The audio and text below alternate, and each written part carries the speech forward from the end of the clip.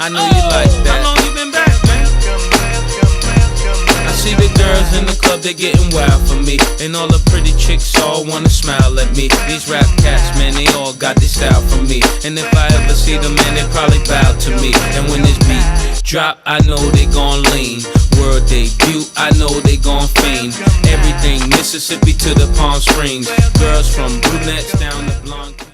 And we're back! Welcome everybody, welcome back to Fantasy Football. The air is getting chilly, there's football on the gridiron. Life is good right now, fellas. And our league just kicked off its first week. So welcome to the 2016 season, and here is your first weekly recap of the League and at Fantasy Football. It's great to be back, guys, and we're so excited about this season. You know, week one is always a special week, and as such, Corey Salem, the co-commissioner, and I have decided to mix things up and do a video recap. You know, just trying to keep things fresh for all you stale chumps out there. That's right, Austin. This year we decided to change things up a bit, add a couple of new things, such as fines and penalties. And fines and penalties. And even some rewards. And the league is already feeling the changes. I mean, tension is high. The text thread, the banter is all there. It's already made Travis cry twice. 2 times. He left the thread maybe 3 times. I mean, guy's losing it. Tears of sadness are a beautiful thing, Corey, and I can't wait to see more of them. But I think this all means that things are going well, and this is going to be the best season yet. Now, I'd like to kick things off by talking about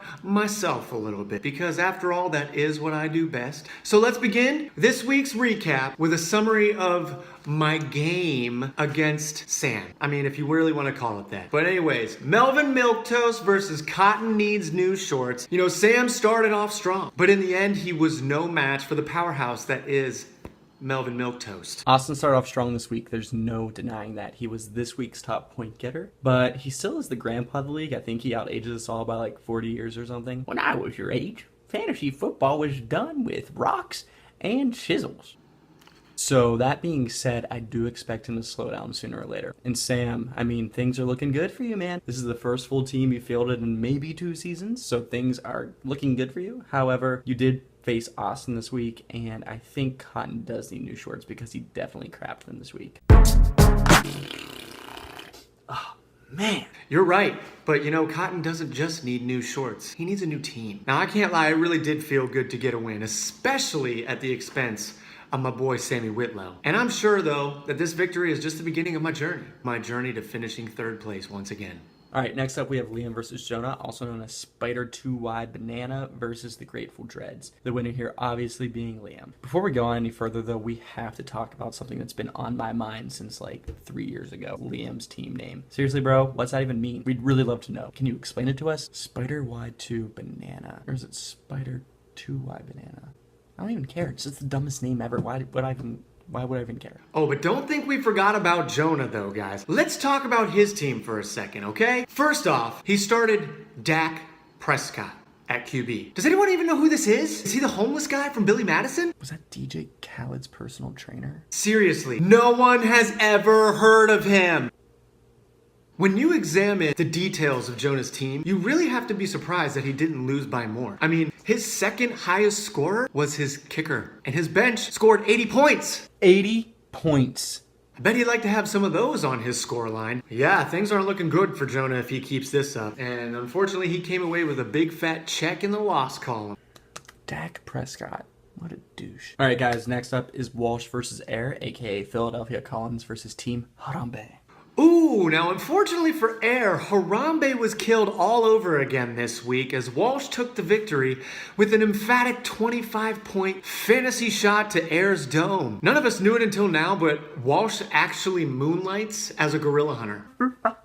And unfortunately for Air, this week he found his prey. Air's loss serves as a strong reminder that gorillas can be murdered anytime, anywhere. Fantasy football is no safe zone. Check yourself, Air. Have to give credit, though, to Walsh where credit is due. I mean, he did get a win this week, but I'm not quite surprised because he didn't even draft his team, and he won. Is there a coincidence here? I really don't think so. But I'm not too afraid of Walsh's squad at all this season because chances are he'll forget his password by week 4. What was my password again? And that means his season will be over, and he'll be paying the most money to the penalty pot.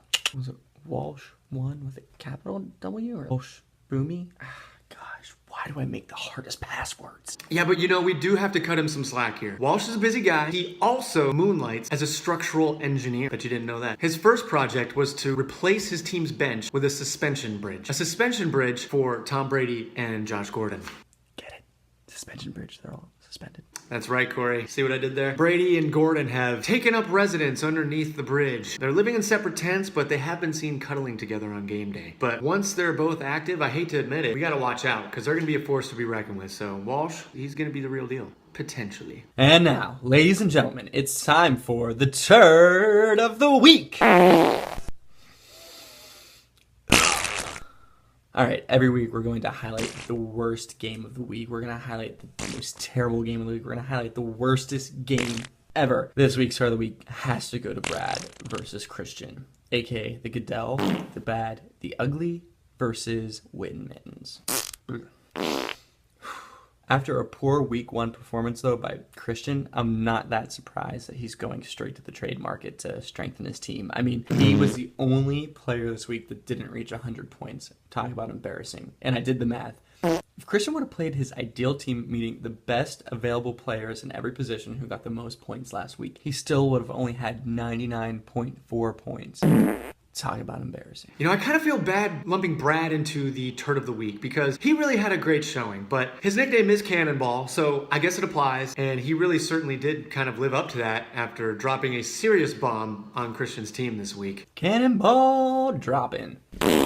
It's a bold strategy, Cotton, but a risky one as well. As we all know, the punishment for coming in last this year is having to wear a dress at a busy intersection and hold up a sign that says, "Honk if I suck at fantasy football." No one wants to be that guy, that's for sure. So step it up, my man. But enough about turds. We must move on to bigger and better things. Corey, what do we have next? All right, guys, next up we have what I've dubbed the Snore Fest of week 1, aka Tanner versus Travis, aka King Trav Money Sign versus Dale Daleshire. And quite honestly, a lot can be said about this game, mostly that it was a piece of crap, a waste of time, and no one remembers it. I mean, seriously, did anyone know this game was happening this week? True story, Corey. Oh, nice. Yeah, that wasn't supposed to rhyme, but whatever. I liked it. Anyway, yes, it seemed like Travis was feeling pretty good about his team at first. But then along came Antonio Brown, who ran all over him and twerked on his face in the end zone. Talk about embarrassing. But not quite as embarrassing as Tanner not paying his freaking dues yet. Dude, it is only $25. Get that paid, please. Hey, Austin, do you remember when we all paid our dues? Nope! Yeah, me neither. Oh well. It's hard to be mad about that when you're in the presence of royalty, I mean really. And of course, I'm speaking of King Travis. All hail King Travis. As we all know, only the coolest people out there use money signs instead of the letter S. So this dude must be legit and his team must be legit. All things aside, this game really was a slugfest. Pretty close, high scoring. Both Tanner and Travis put up some really solid numbers. And unfortunately though, the self-proclaimed king of the league took a pretty big hit to both his reign, his ego, and his overall record because he lost. So when it was all said and done, Travis kind of came out looking worse than Caitlyn Stark at her son's wedding. Yikes. When I think of King Travis week, I can't help but think of some Game of Thrones quotes like, "A team has no wins," or "A losing record is coming." Yeah, it's bad. And now, folks, the moment we've all been waiting for. The game of the week!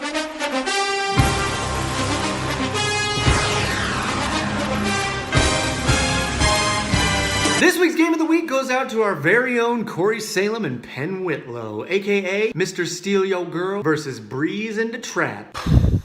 Honestly, it was like one of the best feelings going to bed Monday night, knowing that all I needed out of the best running back in the league was a measly 6.3 points. I didn't even care how he would have gotten it. That would have put me at a 1-0 record. Fortunately, waking up the next day to an 0-1 record was like getting a slap to the nads. Cool, sounds painful. And what's even worse was that my kicker missed a field goal to win the game for the Cardinals over the Patriots. I mean, that would have only been a win for everyone because we all hate the Patriots, but it also would have been the first win for Mr. Steelio Girl. I mean, what the? Penn's victory really was impressive considering he had such a small margin of error, but he somehow managed to fend off the attack from my man Corey. Now let's put this in perspective. Penn's receiver, Keenan Allen, tears his ACL mid-game and was taken off the field. If he had gone down with 10.5 less receiving yards, aka the equivalent of 1.5 points less, Corey would have tied Penn. That small of a margin. All he needed was for Gurley to not play play like a girly. But alas, he did. No dice. Tyrod Taylor, are you freaking serious? 5.5 points. I think one of the players on Christian's team got more points than that, and that's pretty embarrassing. Yeah, sucks to suck. Oh,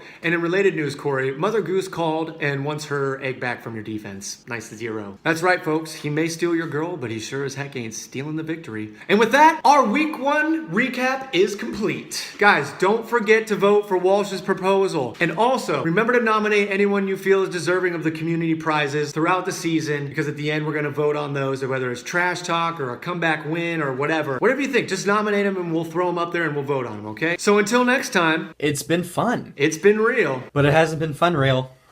We are!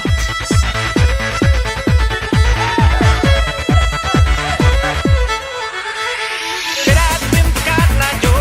I've been married a long time ago. Where did you come from? Where did you go? Where did you come from, Cotton Eye Joe? Should I've been forgotten, I Joe? I've been married a long time ago. Where did you come from? Where did you go? Where did you come from, Cotton Eye Joe? Now what you say? You all say what? A little bit like